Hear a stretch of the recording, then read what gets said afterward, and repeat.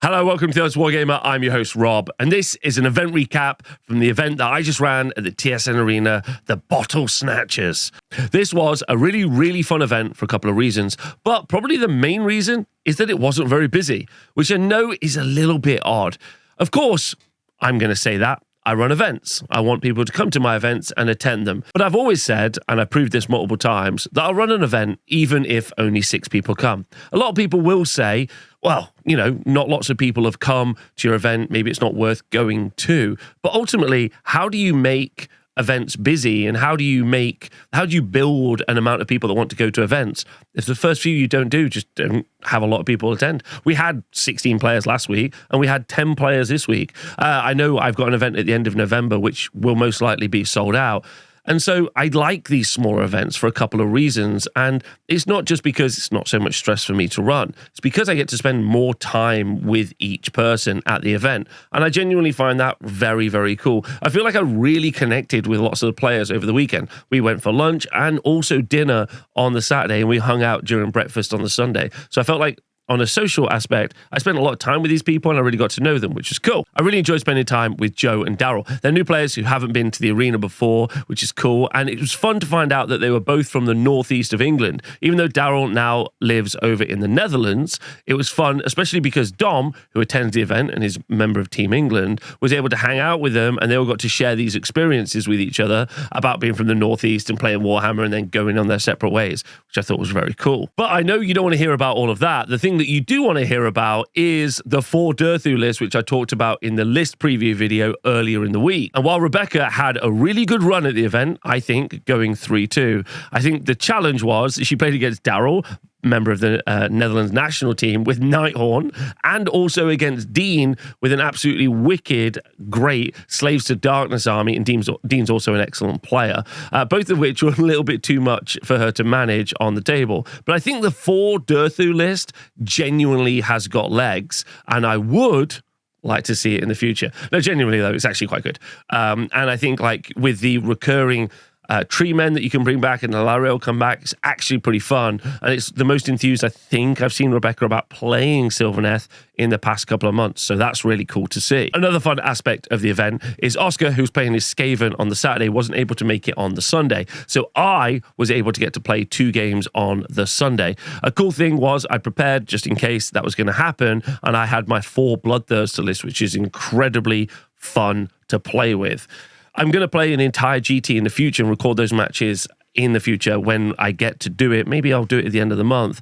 That'll be really fun, but it's such a good list. It's so powerful and it can do so much work, but it's also mega fragile. I was able to, luckily, play against Dave's army, which I'm going to talk about in a minute because it won Coolest Army, and also against Dave, who won Coolest and Best Person at the event. I was able to play against him first on the Sunday morning, and it was so fun. And the Boomthirsters, or the Bloodthirsters of Incensed Rage, when they roll 6s to hit, they do D3 mortal damage to everything within 8 inches. And I rolled loads of 6s. I have 10 attacks. I rolled 6 6s.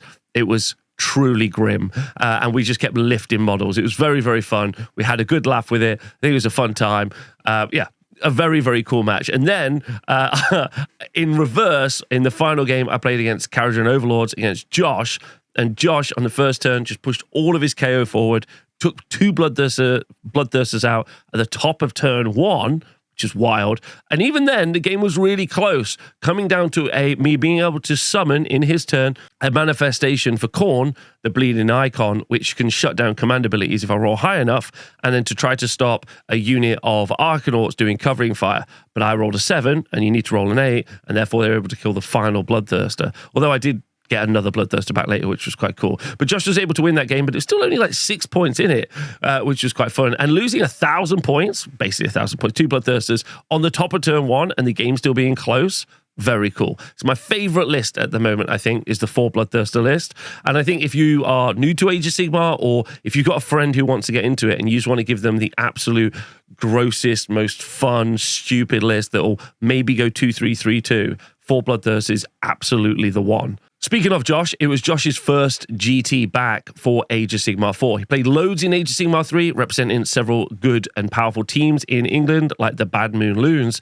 And I was able to catch up with Josh about why he brought his Kharadron Overlords and what it's like getting into Age of Sigmar 4, because I know some of you still haven't attended some events, which I need you to do. Not mine, any events are good, but just go attend some events and go have a good time. So we're going to catch up with Josh now and see what he has to say about the event. I'm joined by Josh, and this is Josh's first Age of Sigmar 4th edition event. Josh, how's it gone? It's been great. The game is definitely interesting.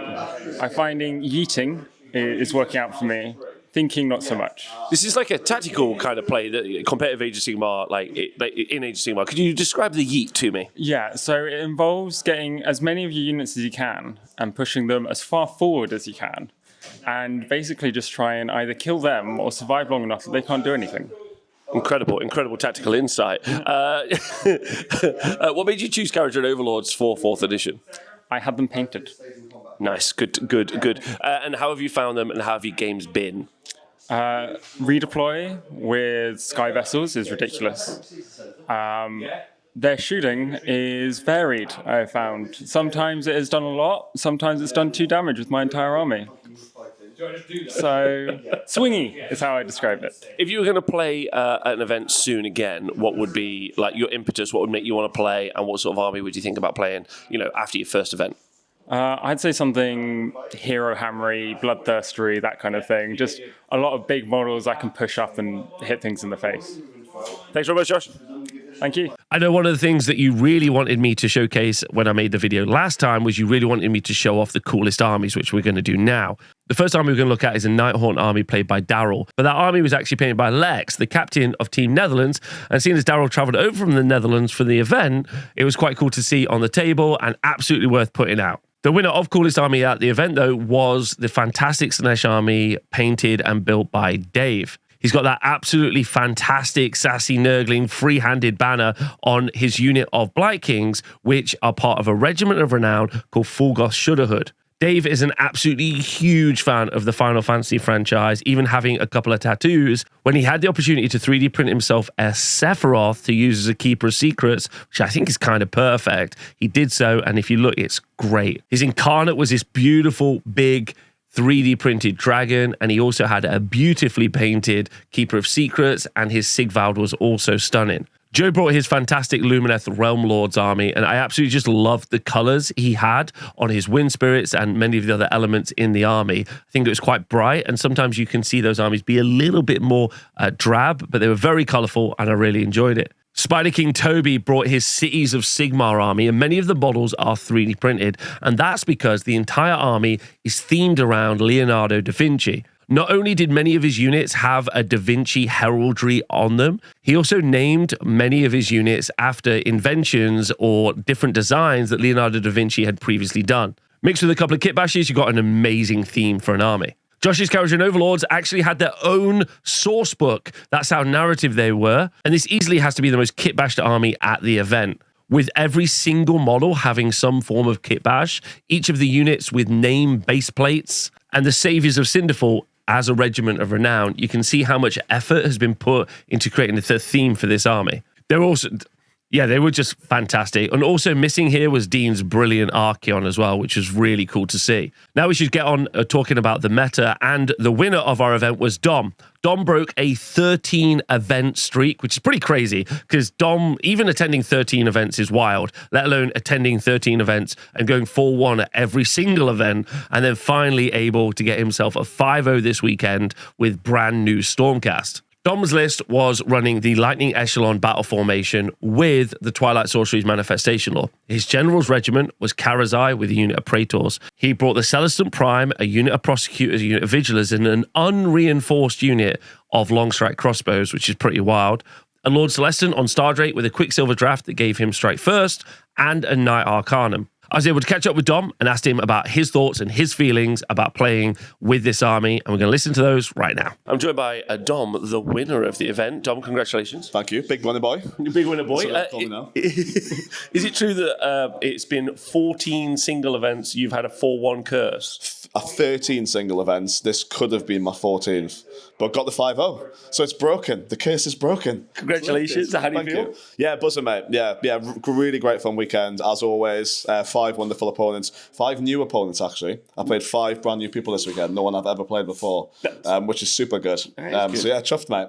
You decided to bring the new Stormcast. Could you give us some insights into the new Stormcast? Yes, so I think so. First of all, it was the first time running the terrain piece, which I was on the fence about, given that it can like give away tactics quite easily if you don't use it right. You know, you can go and fight it twice. You can take the land. People can charge it and slingshot around it. But I think ultimately, it adds a lot of actual good dynamics to the army. So, for example, you can just keep a foot hero next to it, and then your opponent can never leave the back objective. So they've always got to be thinking about that. But what I think I really liked about it is the ability to actually just start your 3d6 charge units on the board. So like your prosecutors, your Indastras of this world, because then you can actually fight and style with them and then put them 9 away. Whereas if you put them in the sky, they're coming down wounding on 3. So that gives you a really nice extra dynamic as well. So that's a big win. And then I was running the prosecutors, which was the only other thing really that was new in there. And yeah, they're super good. Nice throwaway unit, decent damage on the charge. So yeah, good. I mean, not that dissimilar from the old book, but no. I mean, Star Drake got a big glow up though. How do you feel about Star Drake? Star Drake's incredible. Absolutely love him. He's so good. His monstrous rampage is just like game winning. Because every combat phase you roll 3 dice. For every roll equal to a more than health characteristic, he eats a model. So he ate like 6 of the Juggernauts for 5 wounds each against Khorne. He was just eating blade guys, just freeing them without even rolling. He ate a foot hero at one point who was giving out like a +1 attack buff because he rolled a 6 on the 3 dice. He's really, really good. Really rate him, especially in like an echelon, where on a 3+ he strikes first when he charges. So counter charge him in, make him strike first, eat some stuff, fight. Just big winner boy. Any advice for people that might want to go to events? Oh yeah, just go. That's what I always say. I think what I'd say is I would just start by just building an army that you love. I wouldn't worry too much about the meta. It's always changing, especially as I start to see new books and stuff come out. People are always trying new things. Build an army you love. Go to the events, play 5 games, meet some new people, and just go from there. That's what I'd say. Dreamy. Thank you. Overall, it was a great event. And sure, it wasn't a very big event, but the event, I felt, was an amazing time to spend 2 days with other people, which is exactly what I want when I run events. And as a TO or as an event organizer, that's what I really wanted.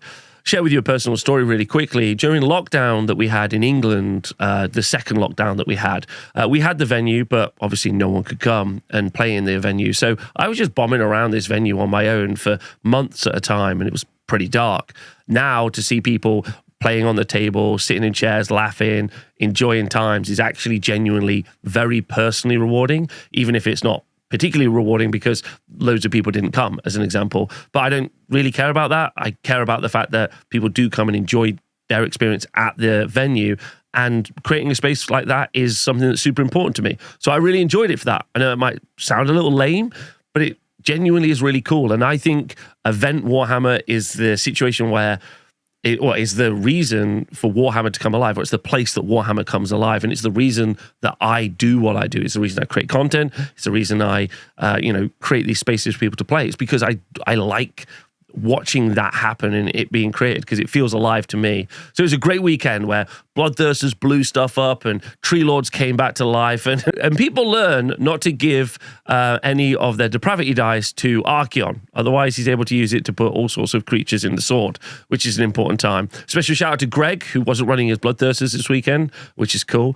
It was fun to see. And I just had a really fun time with a bunch of lovely people, which I liked. So again, if there's anything I can include in these event recaps that you would be interested in, let me know. I recorded a couple of the games, which I'm going to edit and put up on Patreon later in the week, which I think should be fun. And again, anything I can do, let me know. Thanks for watching, and I hope you enjoyed this video. See you soon.